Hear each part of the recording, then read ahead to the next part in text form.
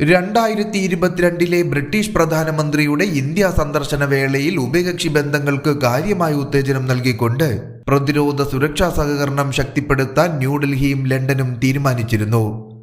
എന്നിരുന്നാലും ഈ സന്ദർശനത്തിലെ ഒരു പ്രത്യേക നീക്കം എല്ലാവരുടെയും ശ്രദ്ധ ആകർഷിച്ചിരുന്നു. അതായത് യുദ്ധവിമാനങ്ങൾ നിർമ്മിക്കുന്നതിനുള്ള നൂതന സാങ്കേതിക വിദ്യ കൈമാറാൻ ഇന്ത്യയെ സഹായിക്കുമെന്ന് ബ്രിട്ടൻ വാഗ്ദാനം ചെയ്തു. റഷ്യൻ ആയുധങ്ങളെ ആശ്രയിക്കുന്നതിൽ നിന്നും ഇന്ത്യയെ പിന്തിരിപ്പിക്കാനുള്ള പാശ്ചാത്യ രാജ്യങ്ങളുടെ ആദ്യത്തെ ശക്തമായ ശ്രമമായി ഇതിനെ അന്ന് ലോകരാജ്യങ്ങൾ കണക്കാക്കിയിരുന്നു.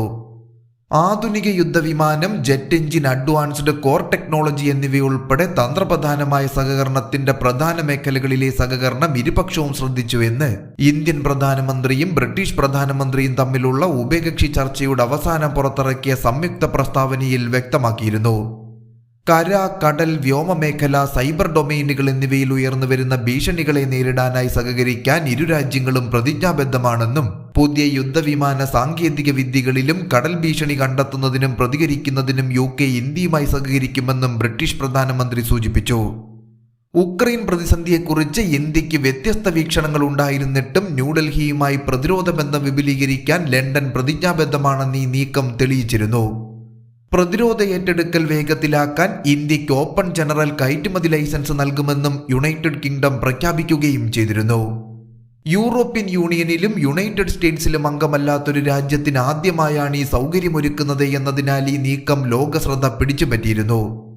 പദ്ധതിയുടെ വിശദാംശങ്ങൾ വെളിപ്പെടുത്തിയിട്ടില്ല എങ്കിലും ഈ ഓഫർ യുണൈറ്റഡ് കിങ്ഡത്തിന്റെ 6ാം തലമുറ Tempest future combat air system പ്രോഗ്രാമുമായി ബന്ധപ്പെട്ടതാണെന്ന് വിദഗ്ധർ വിശ്വസിക്കുന്നു. ഈ പദ്ധതിയിലേക്ക് ഇന്ത്യയെ കൊണ്ടുവരാൻ ബ്രിട്ടീഷ് പക്ഷം കഠിനമായി ലോബി ചെയ്യുന്നതിനാൽ 2022 ഈ ഓഫർ ടെമ്പസ്റ്റ് പ്രോഗ്രാമിനെ തന്നെ ഉദ്ദേശിച്ചുള്ളതാണെന്ന് പ്രതിരോധ വിദഗ്ധർ ചൂണ്ടിക്കാണിക്കുന്നു. സ്വാം ഡ്രോണുകൾ, ഡയറക്റ്റഡ് എനർജി ആയുധങ്ങൾ, ഹെൽമറ്റിൽ ഒരു വെർച്വൽ കോക്പിറ്റ്, ഹൈപ്പർസോണിക് മിസൈലുകൾ, ഡീപ് ലേണിംഗ്, ആർട്ടിഫിഷ്യൽ ഇന്റലിജൻസ് എന്നിവ പ്രവർത്തിപ്പിക്കാൻ കഴിവുള്ള ഒരു 6ാം തലമുറ നൂതന ജെറ്റ് യുദ്ധവിമാനമായിരിക്കും ടെമ്പസ്റ്റ് എന്നത്. സാങ്കേതിക വിദ്യാ വികസനത്തിനായി ബ്രിട്ടൻ ഇതിനോടകം തന്നെ സ്വീഡനുമായും ഇറ്റലിയുമായും പങ്കാളിത്തം നേടിയിട്ടുണ്ട്. MBDA, Leonardo UK, Rolls Royce എന്നിവയ്ക്കൊപ്പം ചേർന്ന് പ്രതിരോധ നിർമ്മാതാക്കളായ ബേ സിസ്റ്റംസ് ആണ് ഈ പരിപാടി മുന്നോട്ട് നയിക്കുന്നത്.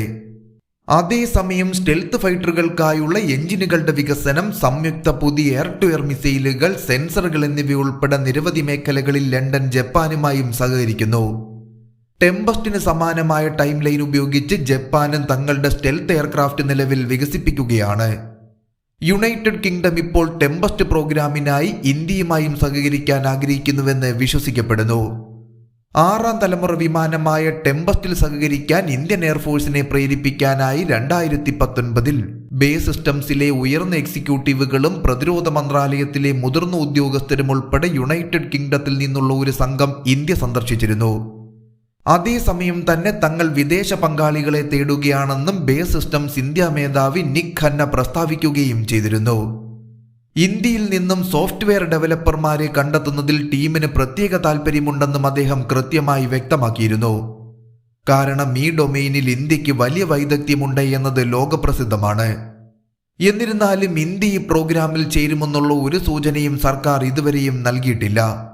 പകരം ഇന്ത്യൻ സർക്കാർ മേക്ക് ഇൻ ഇന്ത്യ സംരംഭത്തെ പ്രോത്സാഹിപ്പിക്കുകയും രാജ്യത്തിനകത്ത് ശക്തമായ പ്രതിരോധ എയറോസ്പേസ് ഇൻഫ്രാസ്ട്രക്ചർ സൃഷ്ടിക്കാൻ ശ്രമിക്കുകയും ചെയ്തു പോരുന്നു. അഡ്വാൻസ്ഡ് മീഡിയം കോമ്പാറ്റ് എയർക്രാഫ്റ്റ് എന്ന് പേര് നൽകിയിരിക്കുന്ന തദ്ദേശീയ സ്റ്റെൽത്ത് ഫൈറ്റർ വിമാനം വികസിപ്പിക്കാനുള്ള ശ്രമത്തിലാണ് ഇന്ത്യയെങ്കിലും ടെമ്പസ്റ്റ് പ്രോഗ്രാമിനായുള്ള സോഫ്റ്റ്വെയർ വികസനത്തിൽ ഇന്ത്യ ഏർപ്പെടാനുള്ള സാധ്യതയുണ്ടെന്നും വിദഗ്ധർ വിശ്വസിക്കുന്നു. റഷ്യക്കെതിരായ അമേരിക്കയുടെ ഉപരോധം ഇന്ത്യയുടെ പ്രതിരോധ വിതരണത്തിൽ ഗുരുതരമായ പ്രത്യാഘാതങ്ങൾ ഉണ്ടാക്കാൻ സാധ്യതയുണ്ട്. റഷ്യൻ നിർമ്മിത സൈനിക പ്ലാറ്റ്ഫോമുകൾ ഇന്ത്യയുടെ മൊത്തം സൈനിക ആസ്തിയുടെ പകുതിയെങ്കിലും ഉണ്ടെന്ന് കരുതപ്പെടുന്നത് കൊണ്ട് അമേരിക്കയുടെ ഉപരോധം ഇന്ത്യയുടെ സൈനിക ആസ്തികളിൽ ഗുരുതര പോരായ്മകൾ സൃഷ്ടിക്കുമെന്ന് കരുതപ്പെടുന്നു. കഴിഞ്ഞ 15 വർഷമായി പ്രതിരോധ ഇറക്കുമതി വൈവിധ്യവൽക്കരിക്കാൻ ഇന്ത്യ ശ്രമിച്ചു പോരുന്നു. ഫ്രാൻസിൽ നിന്നും റഫാൽ യുദ്ധവിമാനങ്ങൾ വാങ്ങിയത് ഈ വൈവിധ്യവൽക്കരണത്തിനുള്ള ഏറ്റവും വലിയ തെളിവായിരുന്നു. എന്നിരുന്നാലും വിലയിലെ കുറവും താരതമ്യേന ഉദാരമായ സാങ്കേതിക കൈമാറ്റവും കാരണം റഷ്യൻ പ്ലാറ്റ്ഫോമുകൾ ഇന്ത്യയുടെ പ്രിയപ്പെട്ട തെരഞ്ഞെടുപ്പായി തുടർന്നു പോരുന്നു. തൽഫലമായി റഷ്യയെ മാറ്റി സ്ഥാപിക്കുന്നത് അത്ര എളുപ്പമുള്ള ഒരു കാര്യമല്ല എന്ന് ഇന്ത്യക്കും പാശ്ചാത്യ രാജ്യങ്ങൾക്കും കൃത്യമായി അറിയാം. ആഗോള ആയുധ കയറ്റുമതിയും ഇറക്കുമതിയും പഠിക്കുന്ന സ്വീഡിഷ് സ്ഥാപനമായ SIPRI പറയുന്നതനുസരിച്ച് 2017-നും 2021-നും ഇടയിൽ റഷ്യയിൽ നിന്നും 46% ആയുധങ്ങൾ ഇന്ത്യ ഇറക്കുമതി ചെയ്തിരുന്നു. സ്ഥാപനത്തിന്റെ റിപ്പോർട്ട് അനുസരിച്ച് ഫ്രാൻസ് 27%-ത്തോടെ 2ാം സ്ഥാനത്തെത്തിയപ്പോൾ അമേരിക്ക 12%-വുമായി 3ാം സ്ഥാനത്തെത്തി. അതേസമയം ഇസ്രായേലിന്റെ ഇറക്കുമതി 4ാം സ്ഥാനത്താണെങ്കിലും ഇസ്രായേലിന്റെ ആയുധ കയറ്റുമതിയുടെ 37%-വും ഇന്ത്യക്കായിരുന്നു എന്നതും ശ്രദ്ധിക്കേണ്ടതാണ്. രാജ്യത്തിന്റെ ആഭ്യന്തര പ്രതിരോധ മേഖല വികസിപ്പിക്കുന്നതിൽ യുണൈറ്റഡ് സ്റ്റേറ്റ്സ് ഒരു നിർണായക പങ്ക് വഹിക്കണമെന്ന് ഇന്ത്യ ആഗ്രഹിക്കുന്നുവെങ്കിലും നിർണായകമായ പല കരാറുകളിൽ പോലും പ്രതിരോധ സാങ്കേതിക വിദ്യ കൈമാറാൻ വാഷിംഗ്ടൺ തയ്യാറാകാത്തതൊരു പ്രധാന തടസ്സമാണെന്ന് വിദഗ്ധർ വിശ്വസിക്കുന്നു. നിലവിൽ ഇന്ത്യ അമേരിക്കയുമായി ഒപ്പിട്ട GE-414 എഞ്ചിൻ കരാറിൽ പോലും നിർണായക മേഖലകൾ ഉൾപ്പെടുന്ന 20% മേഖലകൾ ഒഴിവാക്കിയാണ് അമേരിക്ക സാങ്കേതിക വിദ്യ കൈമാറ്റത്തിന് സമ്മതിച്ചത് എന്നതും നമ്മൾ വ്യക്തമായി കണ്ടതാണ്. അതേസമയം ലണ്ടൻ ആകട്ടെ ഇന്ത്യയുടെ അതിവേഗം വികസിക്കുന്ന പ്രതിരോധ വ്യവസായത്തിൽ ഒരു പങ്ക് സ്വന്തമാക്കാൻ ആവേശം കാണിക്കുന്നു. റഷ്യയിൽ നിന്നും ഇന്ത്യ അകറ്റാൻ പടിഞ്ഞാറൻ രാജ്യങ്ങൾ വൻതോതിൽ ശ്രമിക്കുകയാണെന്ന് പ്രതിരോധ നിരീക്ഷകനും യുറേഷ്യൻ ടൈംസ് എന്ന മാധ്യമത്തിന്റെ മാനേജിംഗ് എഡിറ്ററുമായ നിതിൻ ജെ ടിക്കു സൂചിപ്പിക്കുന്നു. എന്നിരുന്നാലും റഷ്യ ഒരു ആശ്രിത സഖ്യകക്ഷി മാത്രമല്ല, പാശ്ചാത്യ പങ്കാളികൾ പങ്കിടാൻ തയ്യാറാകാത്ത ആധുനിക ആയുധങ്ങൾ വരെ ഇന്ത്യക്ക് നൽകുകയും സാങ്കേതിക വിദ്യ കൈമാറ്റങ്ങൾ ഒരു മടിയുമില്ലാതെ ചെയ്യുന്നതിനാലും ഇന്ത്യ മോസ്കോയുമായുള്ള ബന്ധം പൂർണ്ണമായും വിച്ഛേദിക്കാൻ സാധ്യതയില്ല എന്ന് കരുതപ്പെടുന്നു. UK-യുടെ ഈ നീക്കം പാശ്ചാത്യ രാജ്യങ്ങളുമായുള്ള ഇന്ത്യയുടെ തന്ത്രപരമായ സഹകരണത്തെ കൂടുതൽ വേഗത്തിൽ മുന്നേറാൻ സഹായിക്കുമെന്നത് ഉറപ്പാണ്. കൂടാതെ അടുത്ത തലമുറ യുദ്ധവിമാനം വികസിപ്പിക്കാൻ ഇന്ത്യ സഹകരിക്കാൻ ശ്രമിക്കുന്നത് AMCയുടെ നിർമ്മാണത്തിലും ഒരുപാട് ഗുണങ്ങൾ ഇന്ത്യക്ക് സമ്മാനിക്കും. UK നയിക്കുന്ന ടെമ്പസ്റ്റ് പ്രോഗ്രാം ഇന്ത്യയെ സംബന്ധിച്ചിടത്തോളം ആവേശകരമായ അവസരമായിരിക്കുമെങ്കിലും ഈ പ്രോഗ്രാമിൽ ഇന്ത്യക്ക് എന്ത് റോൾ നൽകുമെന്നതിനെ ആശ്രയിച്ചിരിക്കും ഇന്ത്യയുടെ തീരുമാനം. ടെമ്പസ്റ്റ് പ്രോഗ്രാമിൽ ഇന്ത്യ UK-യുമായി ചർച്ച നടത്തുന്നതിനെക്കുറിച്ച് ഇപ്പോൾ ഔദ്യോഗികമായി ഒന്നും പുറത്തുവിടുന്നില്ല എങ്കിലും ഋഷി സുനക് അധികാരമേറ്റതിനു ശേഷവും ടെമ്പസ്റ്റ് പ്രോഗ്രാമിലേക്ക് ഇന്ത്യയെ ക്ഷണിച്ചിരുന്നുവെന്നും റിപ്പോർട്ടുകളുണ്ട്. മുൻ ബ്രിട്ടീഷ് പ്രധാനമന്ത്രി ബോറിസ് ജോൺസൺ ഇന്തോ പസഫിക്കിനെ ലോകത്തിന്റെ ഭൗമരാഷ്ട്രീയ കേന്ദ്രമെന്ന് വിളിക്കുകയും ബ്രിട്ടൻ ഇന്തോ പസഫിക് ചായ്വ് പിന്തുടരുകയാണെന്ന് അവകാശപ്പെടുകയും ചെയ്തിരുന്നു.